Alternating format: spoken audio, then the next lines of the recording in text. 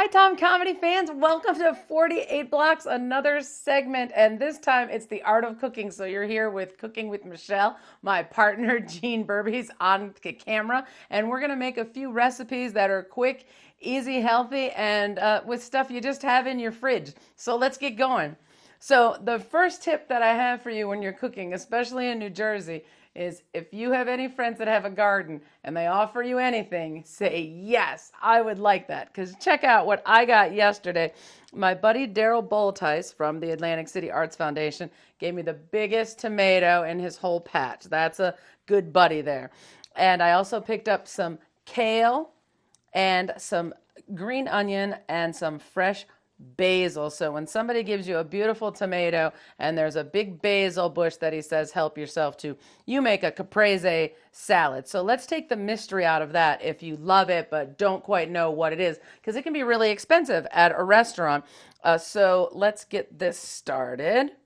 The first thing you need is mozzarella. You can just get a brick of that at any of our local supermarkets. You can get fresh made mozzarella at Italian specialty shops. There's one in Brigantine. You can get some at Tony Baloney's as well. I cheated here. I didn't mean to do that. I like to slice my own. I accidentally bought the pre-slice. But there's pre-slice for no extra charge, and you can usually pick up a nice pound of mozzarella for around $5. So all caprese salad is tomato, mozzarella, and basil. So I'm going to get into this beautiful Jersey tomato that is grown at the Pacific Avenue Garden.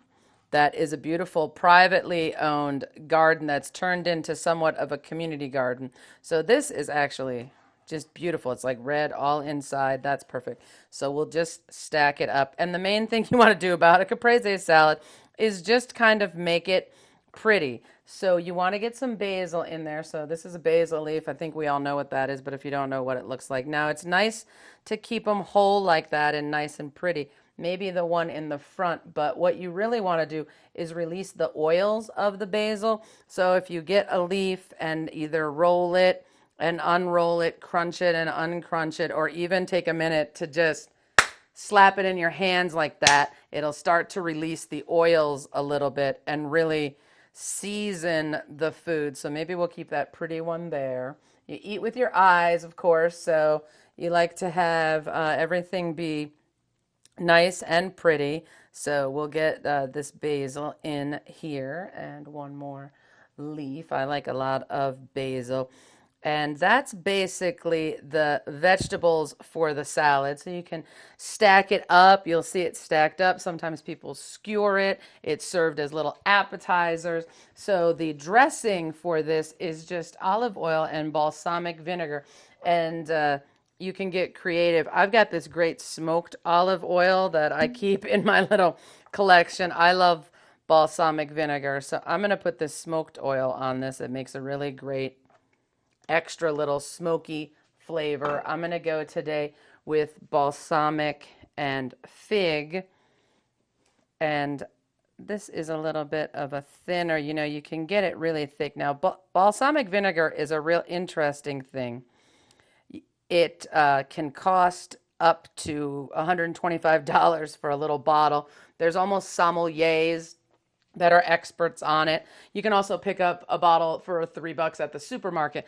And if you want to have that reduction at cooking supply stores, they sell a reduction, or at gourmet shops, but you can make your own reduction just grabbing like an inexpensive bottle of balsamic vinegar. Now you have to like vinegar to do this because it smells up the house. And my partner, the cameraman, does not like balsamic vinegar, so I don't make this.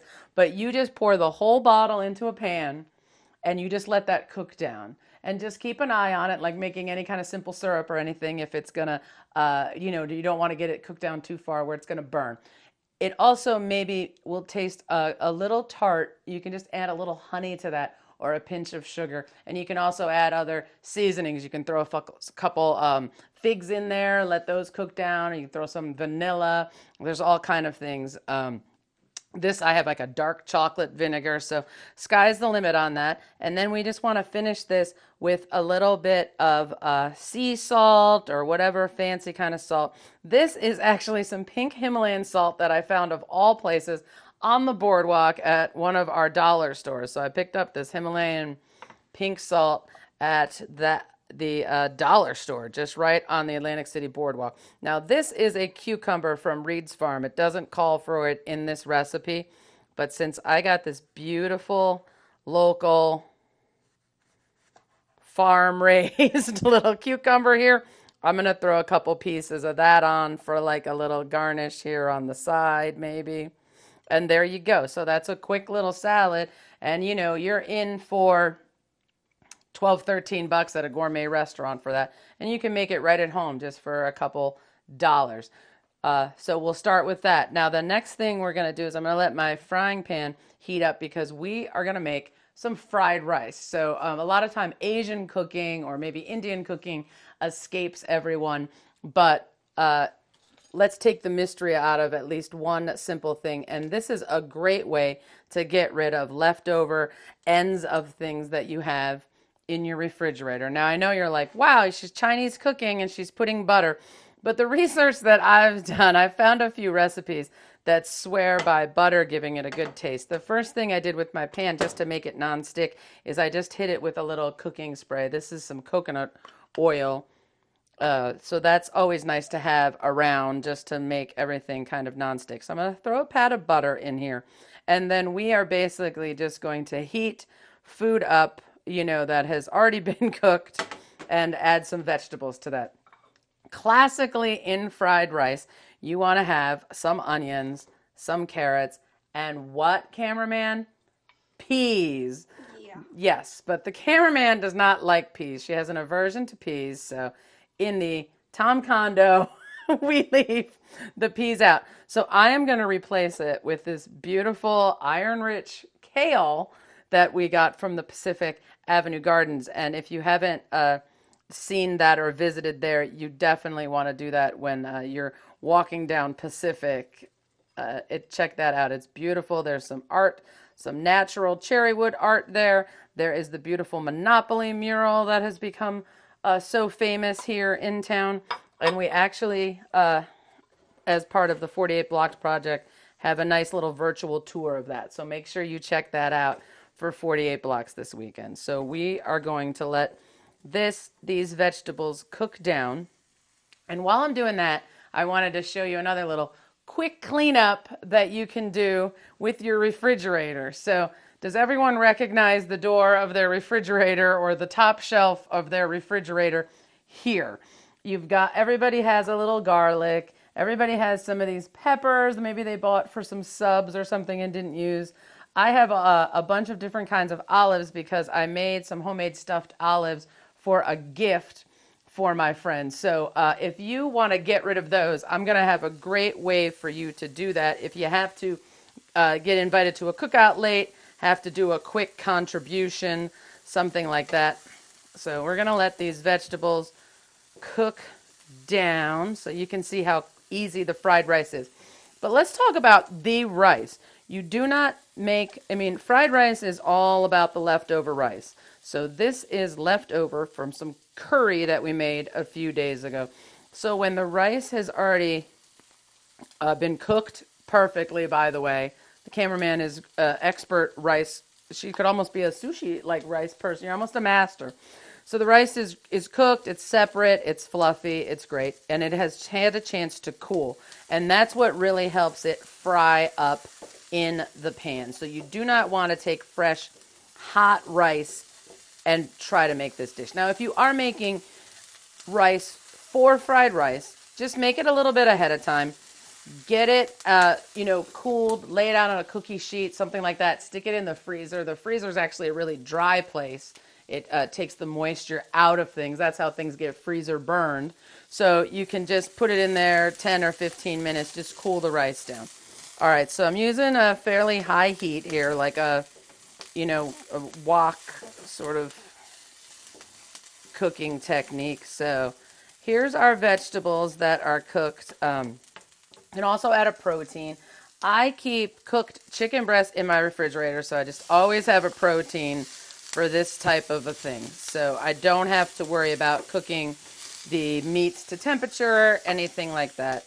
And I'm only going to use about like 3 pats of butter, and I'm just going to kind of add it as I go. So let me get just a little bit more butter in here.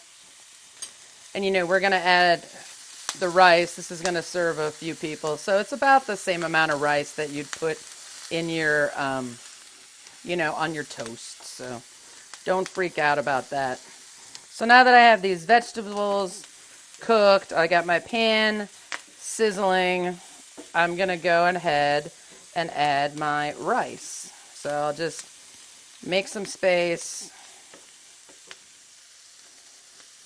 And in goes the rice. So again, I mean, this is nothing I shop for, and it's really hard to gauge how much rice you're going to eat in a recipe and stuff. You always end up having leftover rice when you make a rice dish. Rice is just awesome and easy to make. So that's basically it. This is all coming to temperature. We're going to add some soy sauce to this.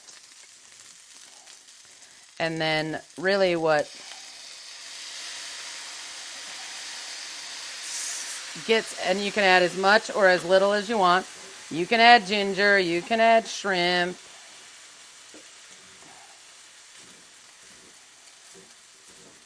And the soy sauce gets in there and kind of deglazes the pan. Oh, look, you don't even notice the peas. We replaced it with kale. Are you so happy that you don't have to have that? And this is just delish. And what gets it all cozied up with each other is an egg. Now, you can cook the egg before. Basically, make scrambled eggs and put it aside if you don't want to do it this way. I like to just stir the egg into the hot rice. You can see it cooks almost immediately. It makes everything glistening. And really, I'm telling you, what makes fried rice delicious is not even what you put in it. It's that you eat it fresh. If you've ever been to like a Benihana or any kind of those places where they cook in front of you, that's the key. I mean, really, Chinese cooking dies 30 seconds after it comes out of the water. It's so much different when it just comes out of the pan. But that's it. We can just let that like all finish cooking, and you have fried rice, and there was nothing special that I bought. Everybody's got a bottle of soy sauce. That was about the craziest ingredient we used. And if you don't have it, go to your local Chinese restaurant. I'm sure they'll give you some packets. All right. So I'm going to turn that off. So we have a little salad and a little fried rice, really from nothing. So let me, real quick, before we cut out, show you what to do with these olives. I've got my little whizzer here, my tiny little food processor. Go into our messy drawer. And all I'm going to do is, you know, you pay $6, $7, $8 for these at a gourmet shop. These little olive tapenades. And all you need for that is to throw in some olives. I'm going to use some different kinds that I've collected. All right. And maybe a little of the juice just to keep it moving. I can also grab these pepperoncinis. These are a little hot. Make sure you like hot stuff before you put those in there.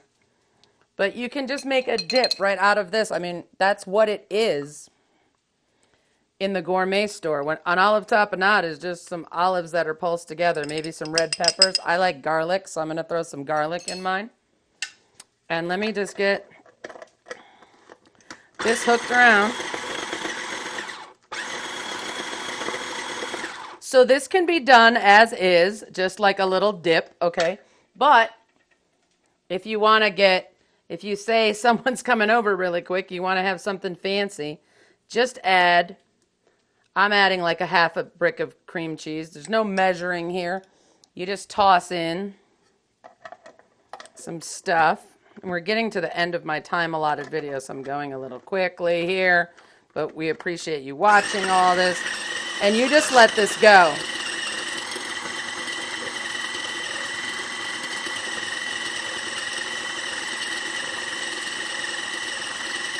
You can use black olives. You can use just really anything. And you've got like a nice little Italian dip. Just cut up some carrots and celery, and you're done. So I hope this all helped you and inspired you to cook in your kitchen. I hope you stick with us and watch 48 Blocks all weekend. For the cameraman, Gene Burby and Michelle Tomko, we're out.